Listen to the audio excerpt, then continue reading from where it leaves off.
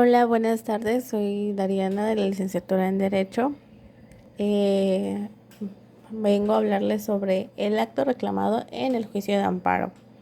Bueno, principalmente, ¿qué es el acto reclamado? Es un requisito obligatorio para la procedencia del amparo.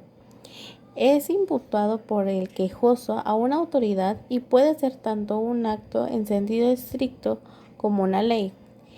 Es decir, son actos de autoridad los que traducen en la ejecución de una decisión proveniente de un órgano del Estado en ejercicio de su poder de imperio que, que trae como consecuencia crear, modificar o extinguir alguna situación de hecho o de un derecho.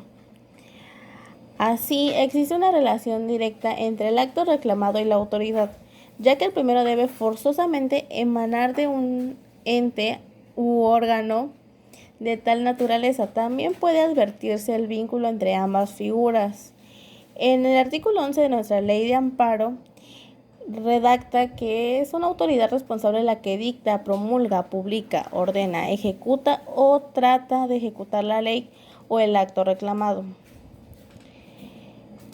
Con más de lo anterior, podemos definir que el acto reclamado como conducta de la autoridad presuntamente considerada como violatoria de garantías individuales o de la distribución de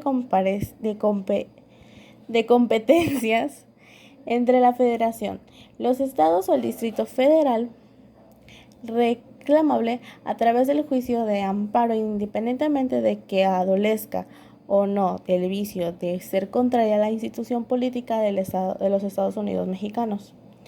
Ahora bien, nuestra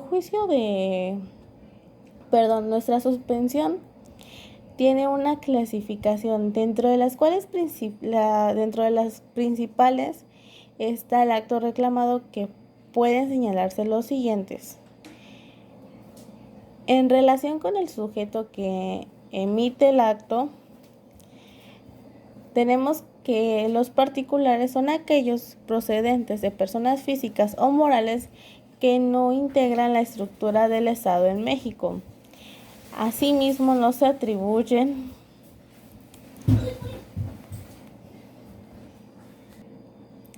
Como bien decía, no se atribuye a una autoridad estatal. La suspensión, tanto provisional como definitiva, solo procede contra actos de autoridad, ya que los actos de particulares no son materia para la suspensión. Sin embargo, el Poder Judicial de la Federación ha considerado que en casos excepcionales el acto reclamado puede provenir de un particular, pero siempre que actúe como auxiliar de la administración pública y por mandato expreso de la ley, pero sin que ello implique que deba ser llamado a juicio en calidad de demandado. Ahora bien, de autoridad. Ese consiste en una conducta positiva u omisa emanada del poder público, en cuyo caso el gobernado actúa respecto del gobernante en un plano de subordinación, de manera que la autoridad del primero de manera unilateral crea, modifica o extingue, por sí o ante sí, situaciones jurídicas que afectan la voluntad de los segundos. Ahora bien, en atención a la naturaleza del acto reclamado, tenemos a los positivos, que consisten en unas actividades de autoridad responsable que el quejoso estima violatoria de sus garantías individuales. Esto ocasiona que se traducen en un hacer de las autoridades voluntario y efectivo, que se presenta con la imposición de obligaciones al individuo, traducidas en un hacer o un no hacer, y que implica una acción, una orden o una privación o en una molestia. Respecto de estos actos es procedente el amparo, y en caso de que se otorgue la protección de la justicia federal, los efectos de la sentencia serán, de acuerdo con el artículo 80 de la ley de amparo, que se restituya al quejoso en pleno goce de las garantías individual violada, restableciéndose las cosas al estado que resguardaban antes de la violación. Los negativos. El acto se considera negativo cuando la autoridad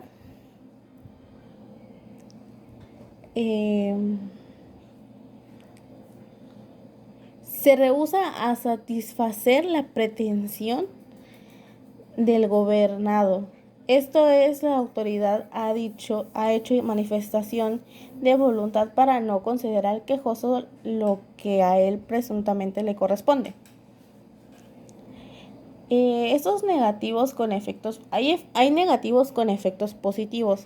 Se trata de actos que solo en apariencia son negativos, porque en realidad producen los efectos de un acto positivo, por ende se distingue de los actos puramente negativos.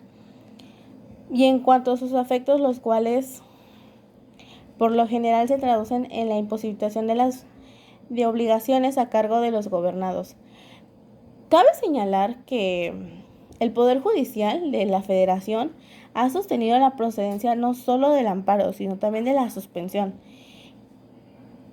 en ciertos tipos de casos. Están también los prohibitivos,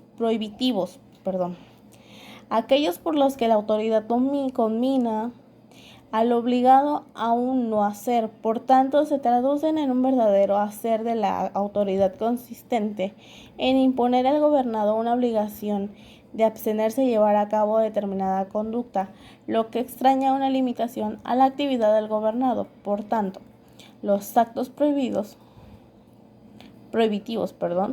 son una modalidad de los actos positivos, en la medida en que involucran el quehacer de la autoridad responsable para establecer una limitación en perjuicio del quejoso. Ahora están los declarativos, que se tratan de actos por los que la autoridad evidencia una situación jurídica existente. Estos actos también son una modalidad de los actos positivos. Sin embargo, al traducirse estos en una mera manifestación o declaración de la autoridad que nos altera situaciones jurídicas existentes o determinativas y que por tanto no causa ningún perjuicio al quejoso, el amparo resulta improcedente, a menos que el acto extrañe un principio de ejecución, caso en el cual sí produce un agravio al quejoso y por tanto puede reclamarse a través del amparo y ser objeto de la medida suspensional.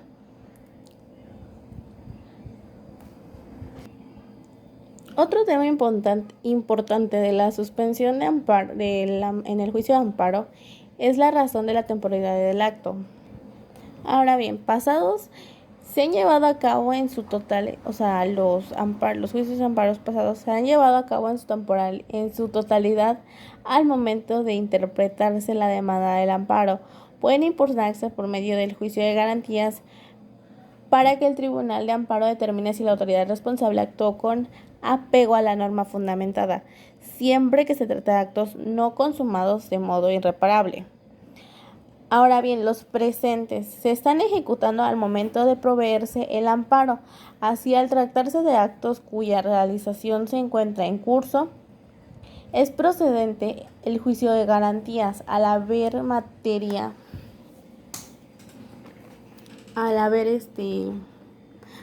para el juzgador analice la inconstitucionalidad reclamada y sean también objeto de la suspensión.